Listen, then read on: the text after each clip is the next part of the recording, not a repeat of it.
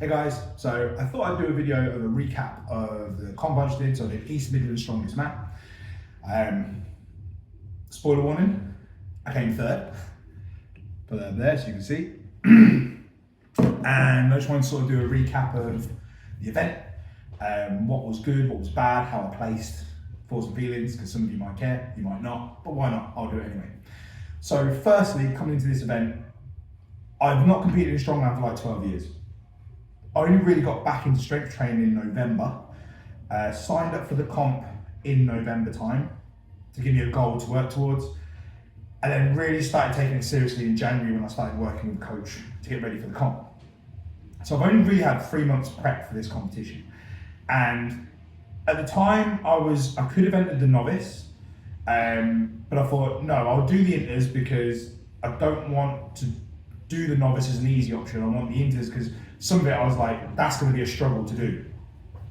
And if I'm honest, I was like, look, as long as I come middle of the pack, as long as I'm not last, I don't care really. And training's going well. If you follow my social media, you'll know the week before the comp on the Saturday, they changed one of the events. So originally it was press medley, deadlift for reps. It was then a truck pull arm over arm. It was 3 attempt max yoke for 10 meters, and then it was stone over yoke for reps. And they changed the truck pull to a sandbag medley. So 2 sandbags to shoulder, Husserfeld sandbag carry for 30 meters. And because of my autism, because of my OCD, I was like, my brain couldn't handle it. I was like, right, you've given us an event change last minute. We don't really have time to prep for it because this is my deload week, so my central nervous system can recover. There's a skill element to doing a sandbag floor to shoulder.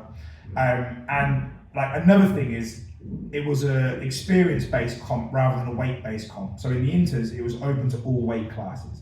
And I knew there were several guys I was competing against that were like walking around at 140 plus kilos. And I walk around about 110, 112. So already they would naturally have the weight ratio advantage because the weight isn't heavier than them, whereas for me, a 120 is. I appreciate we're all in the same boat. And after speaking to the organizer, who at the time was my coach, I could understand why they made the change. But for me, I was like, that's it. And at the time, obviously, I'd spent the last 4 months training my arm over arm, and it was actually really good.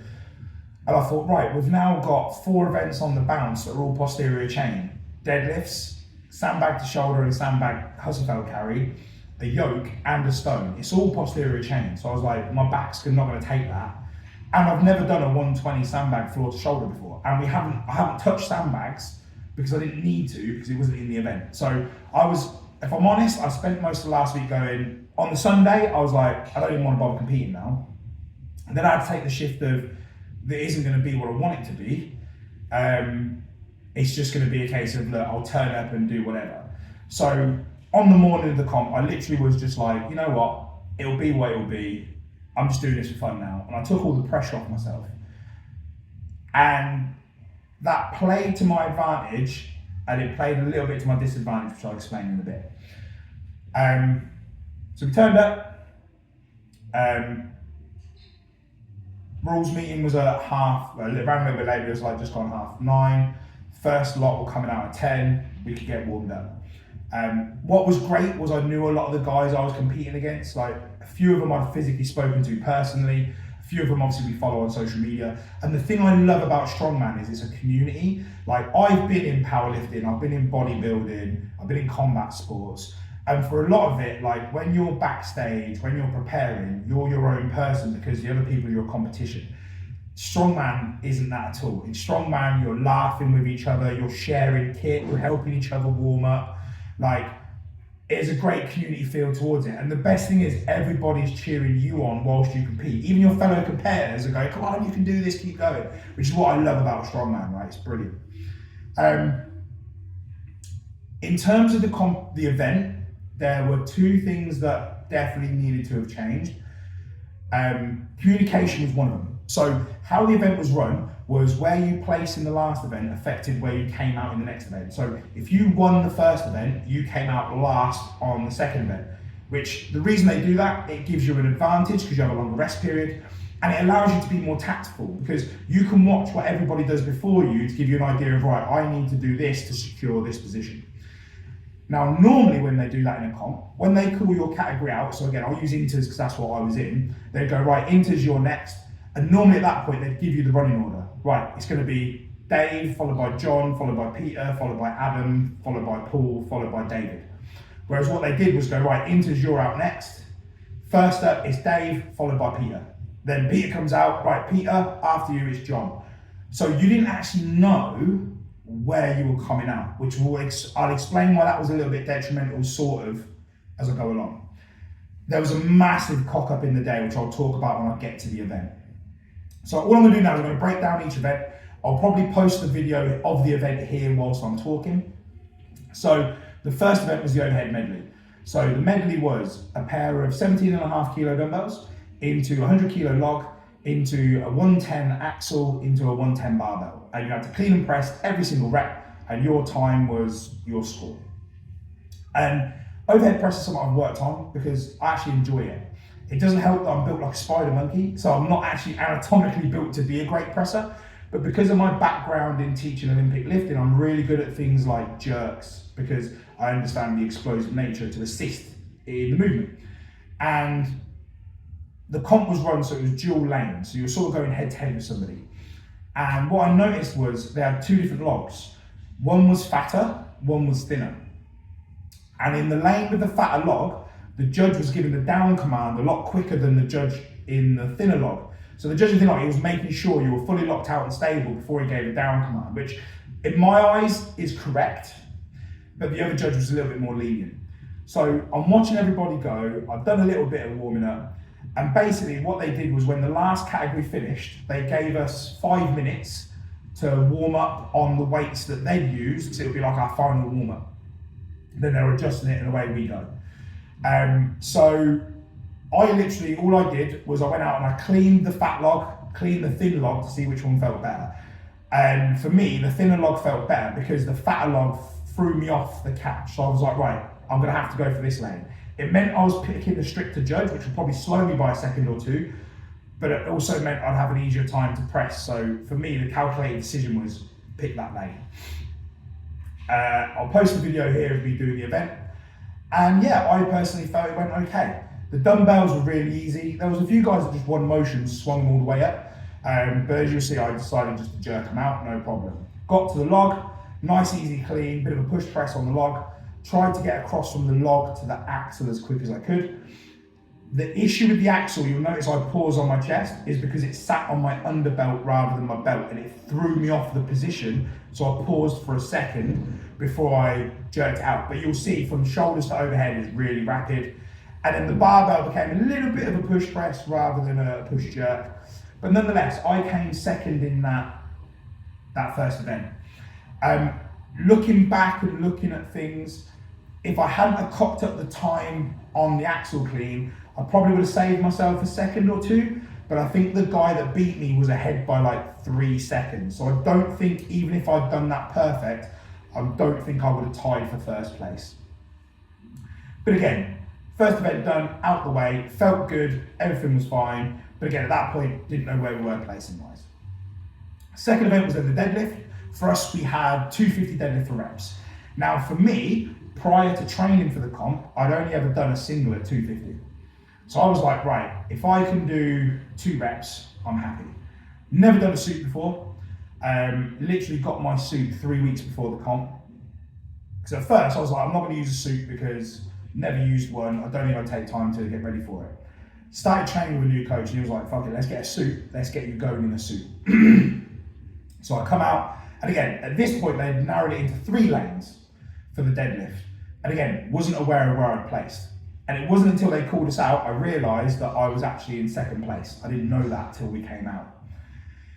And this is where it's detrimental, because had I known I was in second place, I would have known to pay more attention to everybody that went before me. At the same time, I'd entered this comp thinking, it's just going to be for a laugh. I'm not going to do that great considering the competition I'm against and what's going to happen and how long I've been doing it for.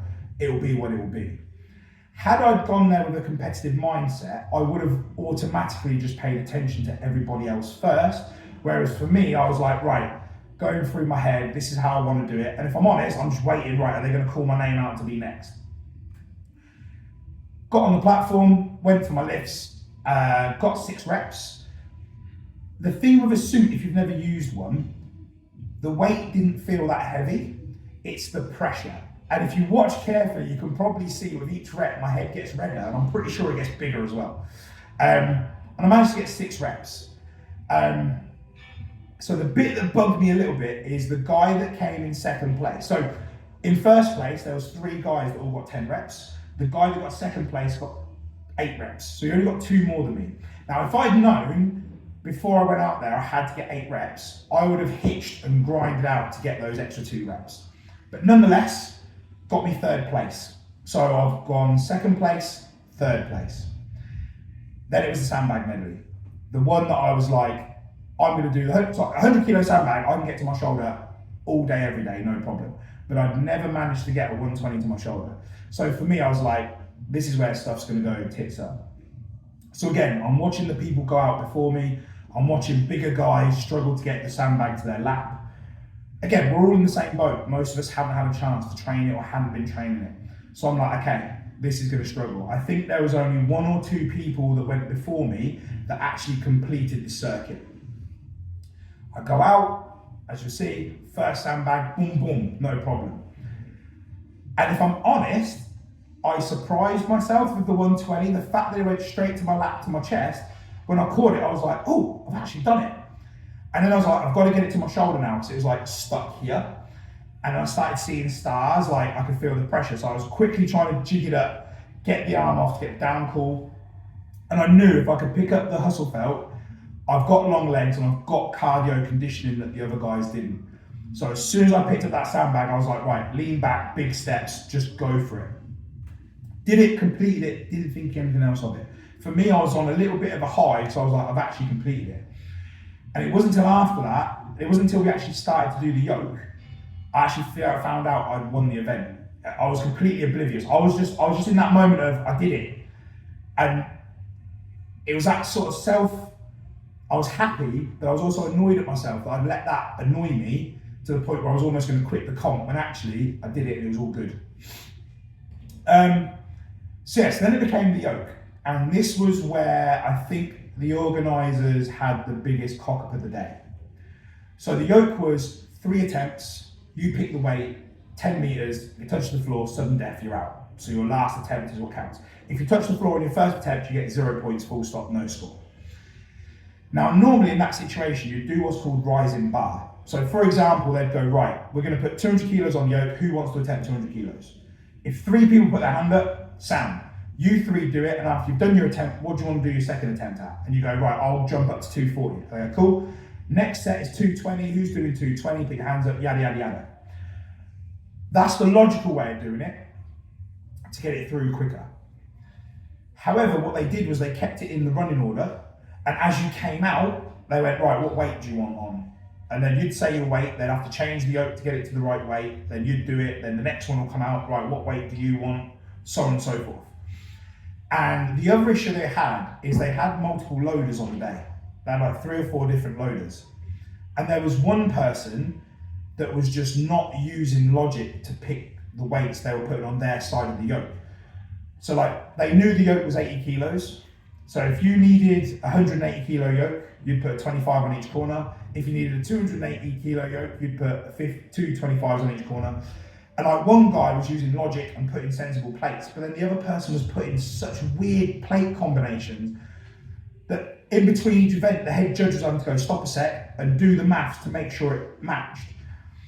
And literally, I kid you not, there was about a 2-hour gap from finishing our sandbags before the judges then turned around and called all the athletes in. And they were like, look, we've only done the women's and the first run of the men's beginners, it's not working. They put their hands up and said, look, it's not working, we're gonna have to change it. So I said, what we're gonna do now is, whilst the category before in one lane doing their attempts, you can warm up in the other lane with the other yoke, but you're gonna give 1 attempt and that'll be it. It'll be sudden death style, which then changes your tactics. Because originally my plan was to go, right, I'll do a 280, a 300, Then depending on 300 goes, I'll either go for like 315 or 320, 325. Because at least then I've got a half decent number on the board if I hit 300. I already knew there was guys going for the yoke that were doing 350 in training. One guy had done over 400. So I was like, look, I know the yoke's going to be my lowest scoring event and I don't need to kill myself before Atlas Stones. So in my head, I was like, right, I'll just do a few pickups, see how it feels. And the time gap between doing my sandbag event and doing my yoke was 3 hours of waiting around doing nothing. And the issue there is, it's not so much your muscles, it's that your central nervous system then relaxes and your body has dumped all the adrenaline, and it's the after effect of your body going into a parasympathetic state that you've then got to try and spike back up again. So I went quite reserved and I went, right, I'll go 310. And because I knew there would be people that do better than me. But the thing is, you don't know what everybody's done unless you ask them. So I'd give my weight, and the guy that won it did 350. There was one guy that went out with 400. He knew, he was like, it's either going to be do or die. It's probably going to be a die situation, and it was, bless him. But he was like, look, I'm already that far behind on points, it doesn't matter. If I win this, happy days. If I don't, it's not going to make a difference. So yeah, there was one guy that did 350. There was one guy that did 340. And then the guy that came... No, sorry, the guy that did 340 failed it. So there was 350, my 310, and in second place, a guy went for 320. Now, in all honesty, if I'd known that he'd chose 320, I would have gone for 321 or 322 to put me in second place for that event.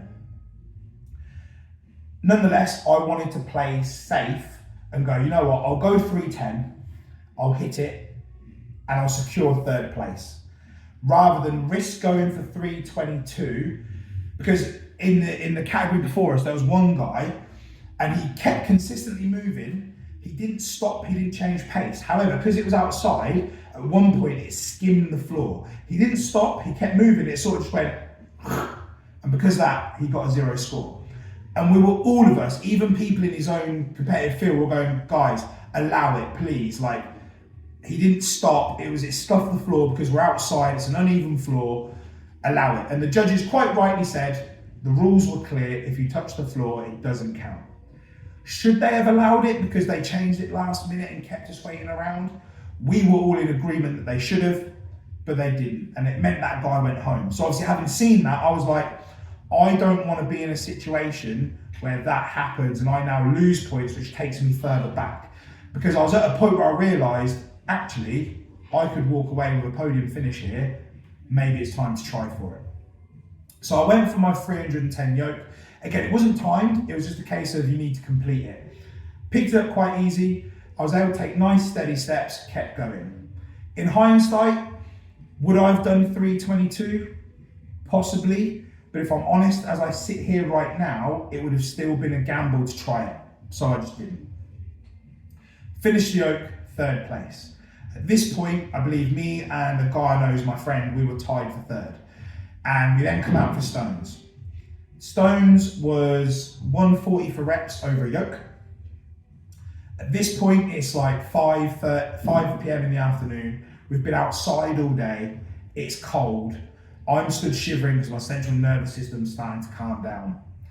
And it's like, right, this is going to be interesting to see what's going on. At this point, I'm now aware of the game. I'm aware of where I am in the pack.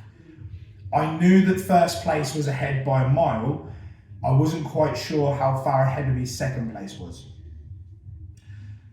What I did know is I was joint for third place with my friend. And he even said before he went out, literally he went, dude, all you've got to do is beat me and you're third. You've got a podium. And I was like, okay, cool.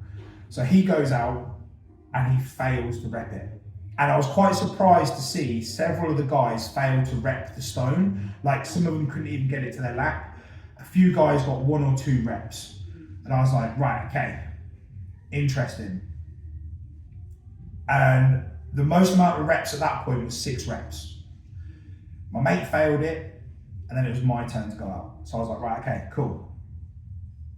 In reality, all I had to do was 1 rep and I'd secured 3rd place. But in my head at this point, I was like, I don't feel broken. I feel all right, tired and cold, but that's it. I could just do 1 rep, but it's the last event of the day. I'm going to give it everything that I've got and I'm going to rep the crap out of this. So we started, I played the video, went for the first rep, loaded it on my lap, and if I was honest, I was overcautious. Because I'd watched so many guys fail it, that got in my head a bit. And then I did my first extension and I cleared the yoke by about this much. And I was like, game on, let's go. And at that point, it then just became a case of timing the lap to extend. The only thing that played detrimental to me, which is an advert for the product, was the tacky I was using. Team Affinity's Stab Tacky is the strongest tacky I've ever used. This isn't a sales pitch, I'm not a sponsored athlete or anything, but you'll see from every event, my shorts are sticking to it and my top is. Now, realistically, I would have just worn my neoprenes because they wouldn't have stuck and I wouldn't have had a t-shirt on. But again, it was outside. We'd been outside since like 9 a.m. since we got there. At this point, it was like 5 p.m. I was ready, 8 hours outside, I was cold. I did not want to take my top off and try and do that wearing next to nothing. I'm listening to the judge tell me what time's going. I'm not counting my reps at this point. I'm just trying to get a chain going of boom, boom, boom, boom, boom. Gets to the last rep and he's like, you've got 10 seconds. I'm like, sound. Get it to my lap. And as I come up, it sticks to my shorts. So I'm having to peel it off my shorts and it pulls me to one side. So then I'm having to reach it up and round. I ditch it. At that point, he's like, you've got 4 seconds. And at that point, I knew there was no way I was going to get another rep in 4 seconds. Now, had they told us, if you lap a stone when the time runs out, we'll let you complete the rep, I would have gone for a 7th rep. But knowing that wasn't the case, I was like, look, I'm done. There's no point moving forwards. At that point, I say thank you. I head over to the head judge and you'll see I go back to him and I go, out of interest, what did I get? And that's when he tells me, 6 reps, you're joint 1st place. I'm like, sound. The lad comes out who's in 2nd place, he goes for it. He does 5 reps, he goes for his 6th rep and he fails to get it over the yoke, it hits the floor. At that point, I was like, right, I've secured 2nd place because Sam, who was going to go out afterwards, the guy with the 400 yoke, I knew he was good for reps all day long. And he literally went, right, 7's the goal, boom, boom, boom, did his 7, went, yeah, I'm done, I'm out. So I knew I'd secured 2nd. So in terms of placings, I've got 2nd place, 3rd place, 1st place, 3rd place, 2nd place. So all day I had podiumed on every single event, which in the end led me to getting 3rd place. In hindsight, had I pushed for those 2 extra reps on the deadlift, that would have got me another 2nd place. Had I put my big boy pants on and went for the 322 for the yoke, that would have given me another 2nd place. So I could have got 2nd, 2nd, 1st, 2nd, 2nd, which would have secured me a 2nd place. However, I started the day going, I'm just going to come for fun and get what happens. Whatever happens, happens. So I had 0 expectations of walking away with a trophy, is the honest answer. So if I took it competitively, probably would have had a different outcome. But I'm more than happy with what I've got. What's the game plan moving forwards? At the minute, I need a big deload. I have arthritis, so as I sit here now, my elbows, my knees, my hips are killing me. My muscles are fine, there's no injuries on the day, it's just the effect of overloading my joints. So I'm gonna have a good sort of 5-6 weeks deload of doing some core work, some conditioning to get my fitness back up, drop a bit of chub. The goal will be to enter England's under 105s next year. I'm not a million miles off. I'm not going to podium, obviously, but if I can come mid-pack, which looking at this year's Midlands and what events they had and what people scored, I probably would have come within the top quarter. Sorry, not top quarter, the top 2/3. So if I can have a whole year to push myself, I genuinely believe I could come maybe top half of England's under 105s, and that will be my goal for next year. But yeah, that's my recap of the comp. Feel free to drop your comments below, and yeah, enjoy your day.